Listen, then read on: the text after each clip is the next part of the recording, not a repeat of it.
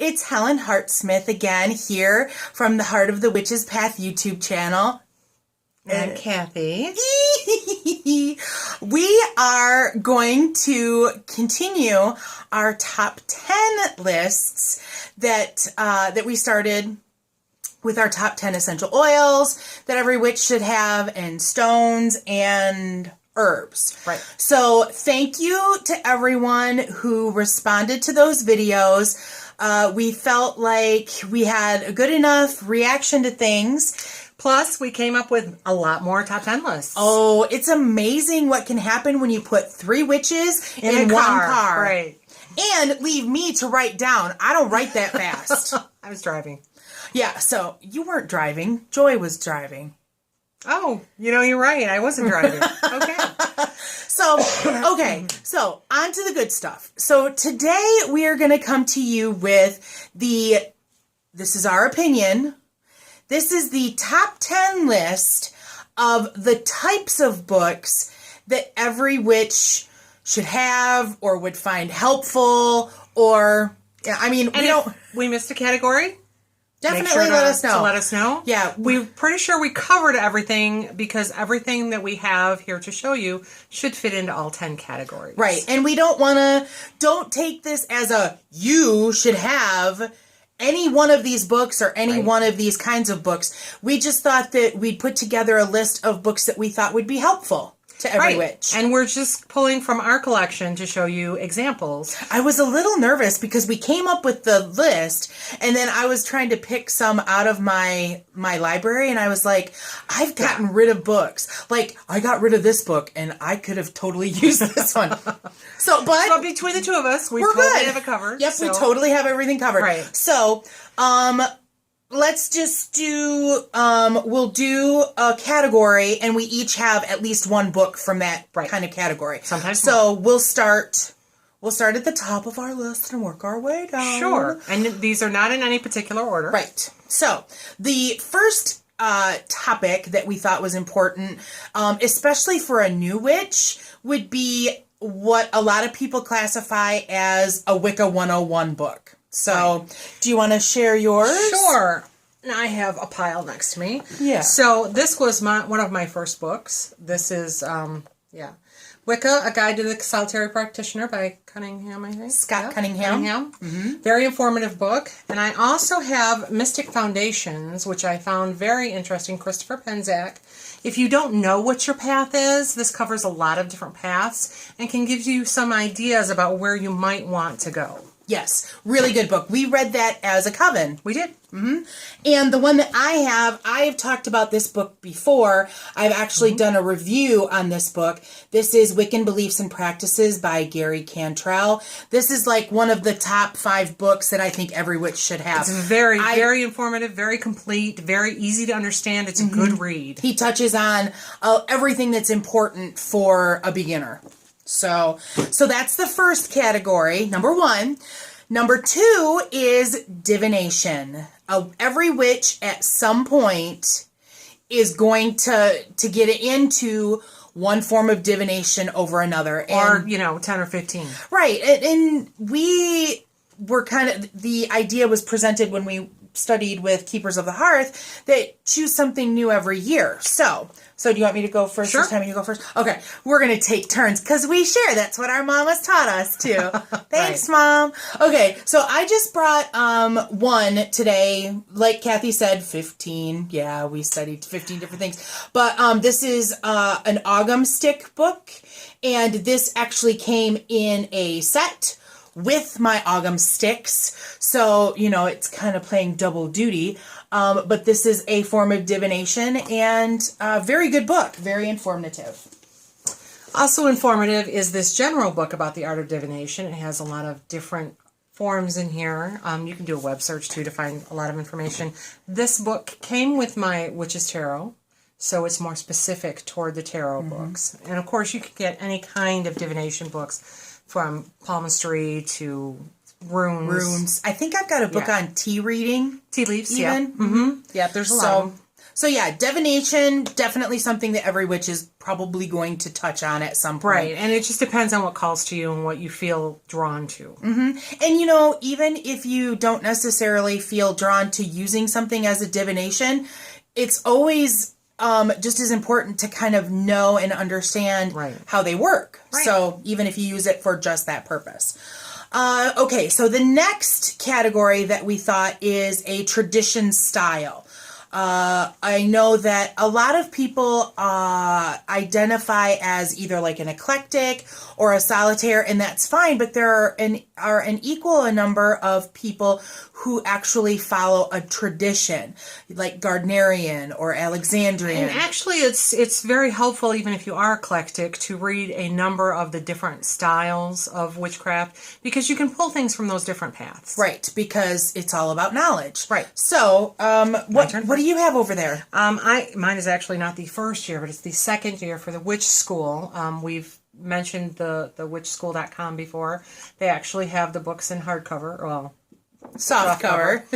Trade paperback, I don't know what they call it. Right. But, so this is one of the 3 books from that. Yep, they have 3 years to their mystery school, so that's one of them. And the lessons that you take for their years, which you can get when you take the classes online, that's all of those lessons in one handy book. Right. So that's nice.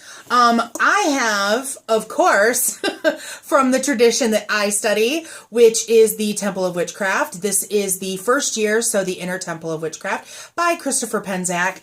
And his is a 5-year mystery school tradition. Another book that we didn't necessarily grab might be considered like Buckland's Big Blue Book. The Big Blue Book. Yeah. There's got to be books for Gardnerian. There's several for the Dianics as well. Right. So those are all tradition books. Right. So the next topic is like what we kind of named household magic. And that's a broad category. That can be anything from cooking to crafts. But there are some people that consider themselves like a kitchen witch. I know that we know of someone who was very much into cooking and did, magical cooking type thing. So cooking is definitely something that some of us out there identify with, and there are books on cooking. Lots of them. There's also crafting books. Yes. It's your turn first. Oh, it's my turn first. Yes. Oh, wait. I don't have it. You do too. It's right there. No. Oh, right. Oh, this is her book. Sorry. So this is a book called Witchcrafting by Phyllis Carrot. I believe that's how her name is pronounced. This is a spiritual guide to making magic. So, I don't know what this book is. Maybe I shouldn't have talked about this book. I believe it has a variety of topics. So, let's look real quick. That was poor planning on our part. Sorry. Yeah. So it looks like it has a variety of topics. I'm trying to find because it has like potions and divination and sacred space. So this might not actually be a craft book. This might be a 101 book. Well, I know that I've also done a book review on Dorothy Morrison's magical needlework book with different puppets and things. Oh, look, she has that one there. She hands me one I don't know. But there's this one. I did a review on this book, and I really liked that book. But you've got another book that we both have. I do. That I really like too. I do. The Crafty Witch. Yes, this one's got a number of. It's a lot like Dorothy's, Miss Dorothy's, as I call her, book, where it's got numerous projects, things that you can do. I think one that sticks out in my mind is you can buy like the little mirrors. And you can use we used a silver metallic thread, and we sewed those little mirrors onto altar cloths, and used like a pentacle. We made a pentacle as we sewed it down. Right. So I remember that. So yeah, there's some cute, and I think that one's still available too. Oh, goodness. I just thought about the fact that I should probably link all of these. Oh, jeez. You should take pictures before you go home. We're filming at my house. Oh, Yeah. Okay, Yeah. we're going to come back to that. We're going to come back to that at the end. Okay. Let's keep moving forward. Okay, so the next one is like spirit guide books. And by that, we mean everything from animals to plant spirits to gods and goddesses. So they're anything that would be considered a spirit guide. I know that Christopher Penczak has a book called Spirit Allies. Right. So this is a very good book for animal totems, Animal Speak by Ted Andrews. That is like, he is like it's the go-to book. The go-to. He is like the authority when it comes to anything animal related. And this is a great book. Yeah, he has an additional one also that's animal-wise. I'm glancing over at my book. Right. Yeah. So animal-wise, for more, this has at the back section is quite a few pages on each animal type of spirit. Right. And the other book, Animal Wise, continues that and has other animals as well. Right. And then another one that we thought would be helpful is this Maiden Mother Crone book by DJ Conway. This one talks about different goddesses, different myths. And so, you know, at some point during our path, we're going to look for patron gods and goddesses. So something like this would be a good resource for learning more about a deity that you may be pulled to or one that you want to learn more about. So that's important. And really, you want to learn about as many as possible because it puts that information in your brain. Right. So that if you end up seeing some kind of imagery about a certain goddess or god, you can go, oh, hey, right, that's Apollo. Exactly. Right. Exactly. So those are helpful. Right. So look, we're halfway done with our list now, guys. Yay. So number 6 is what we kind of called focus books. Right. These are about specific topics. Right. So, and this can be really anything. So what have you got over there? Or you go ahead first. Are you sure? Yeah. I actually have 3 books. So, the first one is the Pagan Book of Living and Dying, which has a lot of death rites in it and a lot of information about the Summerlands and how to handle various death situations, everything from the death of a child to an abortion or a miscarriage, and actually divorce, which is also a type of death. So it's very interesting. And that's by M. Maka Nightmare, correct? Starhawk, M. Maka Nightmare, and the Reclaiming Collective. Right. And then I know I did a video a couple of weeks ago about the 5 books that I'm reading right now, and the Summerland book that I'm reading, that would fall into like a focus category. So we thought that it would be some kind of area of study that you wanted to focus on. Sorry, I didn't mean to move the camera. Healing could fall into that. I grabbed this book. I had a healing book. Oh, healing crystals and gemstones. Any stone book, like that would be like an identifier. A category, healing and gemstones. Right. So, and then I grabbed this Celtic Wisdom because you might find that you're pulled toward a specific pantheon. So I thought that, Celtic or Greek or something like that, that's something that you could focus on. Right. I also pulled this Witch's Book of Dreams, which is, there are a lot of dream books out there that you can try to, define your dreams. But this is specific toward people who are Wiccan, witches, pagan, to try to help be specific, because really your dream interpretation is part of your psyche. So if that's what you're drawn toward, you need something more specific. And then I just grabbed one more, Witchcraft and the Gay Counterculture by Arthur Evans. This is an old school book. This would fall in line with the gay witchcraft book that Christopher Penczak put out. He actually referenced this book in his, and that's part of the reason why I got it. So if you happen to be a member of the LGBT community, then you're going to want to know about your history, because witchcraft is among few others that's completely welcoming for LGBT people. So you might want to choose to focus on that topic. Right. So the next topic is a big one, and it's correspondences. And there are lots of correspondence books out there. As a matter of fact, recently Llewellyn put out like a big darn book of correspondences, and one of our Coven sisters has it, and I've kind of looked through it, and I've I'm trying to decide if it's something that I want to invest in. Shelf space is pretty important and limited at my house, and I have these monsters, so I might just stick with this. But Scott Cunningham, a father, an elder who has passed, he wrote a book. He wrote books on a lot of subjects, and so he did a stone book. He did an incense, oils, and brews book, and he also did a plant book. Not only did he do all these, he did them exceedingly well.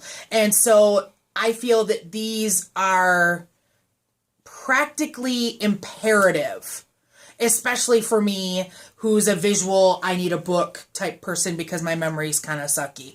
But these books, I think probably this, if we wanted to rank these in a particular order, I would think correspondence books would be among the most. Yeah, but aside from the 101, yeah. Right. So the books, what correspondence stuff do you have? I actually have the Witch's Goddess and the Witch's God, which again, it goes through the gods and goddesses, and it gives you that file folder in your head of the different aspects of deity that if you run across something you can reference.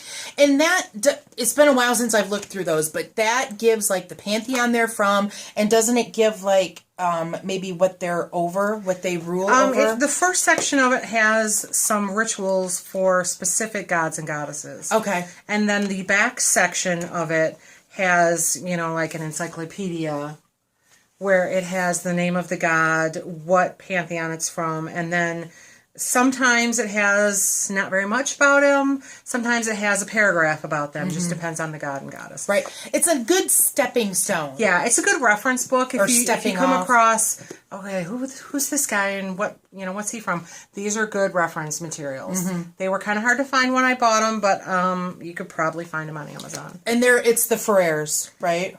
Yes, Janet and Stuart Ferrer. So yeah, they've been out for a while. So yes, so that's correspondence books. Muy yes. Cool stuff. And as you put together your Book of Light, Book of Shadows, whatever you want to call it, you'll be making your own correspondence lists. So these might not be things that you reference all the time. It might be right. It is what it is. So the next category is witchcraft history. You got to know your history. You do. So, what do you got over there? Oh, what do I have? Well, I have Drawing Down the Moon, which is Margot Adler. And this was written a long time ago and updated. Not as long ago. Right. But it's very interesting. I have not read it all. And I also have Wiccan Wisdom Keepers, which is a more recent and smaller book that has a lot of the more contemporary people in witchcraft. I think I've got one that's similar to that, but it's not that one. That's cool. That seems cool. And what I picked a couple of books off my shelf. The first one is Same-Sex Unions in Pre-Modern Europe by John, I was trying to read it backwards, Boswell. And so again, this is delving into LGBT type topics. And I also have a Slavic myth book. So Forests of the Vampire. I picked this up when I was studying the Slavic pantheon for a year. And so that stuff in book form, kind of hard to find. So I snatched this bad boy up for $4. Oh, yes, I did. So history books and again, it could be anything. I mean, I have a book on the history of the devil, for example, and mythology, books on Native mythology, American history, and it could be anything. Right, anything that you would draw information from. Right, the Salem witch trials. Absolutely. Right. So the Inquisition. Right. Okay. So the next category is the Sabbats category, and there's lots of books out there on Sabbats. There's a lot more than there used to be. Right. At any rate. There used to be, this set series, this series, and it's not necessarily meant to be a set, I guess, but they're all the same size. They're, they covered the 8, I don't know, whatever. So this is the Halloween book by Silver Ravenwolf. Llewellyn did a series on each of the 8 Sabbats where, and they they had each book was a little different on the content, but they generally have recipes and crafts and history and things that you can do for the Sabbat. And they're coming out this last year. They started a new series. It's like a lot smaller, right? So. Right. I went old school when I pulled, and this is 8 Sabbats for Witches. It's again by the Freres, and this is I don't know if they're Alexandrian or Gardnerian, but they're Gardnerian. This is the old school stuff where they practiced skyclad, and there's pictures. So it's very interesting to see the more structured rituals for the Sabbats. Mm-hmm. So I found that very interesting. That's like where the 5-fold kiss, I think, originated, was with Gardner and things like that. So that's a very traditional tradition. How's that? Right. Okay, so the last one, our last little category in this top 10 is psychic development. Something that, we can definitely work on. And that could be anything. But, so I chose a rounded... How psychic are you? And there are exercises in this book to try to develop your psychic ability. But you could also do aura books or anything that would help you. Even some exercises in some of like the 101 books. Absolutely. There are spells and things like that to develop your psychic ability. And that's part of what meditation is for and all of that kind of stuff. And I have Your Sixth Sense by Belaruth Napar Stek. The coolest name I've seen in a while. Wow. Again, this is her book. Yeah, so maybe she should talk about it. But again, it's about different ways to develop your sixth sense and your psychic ability.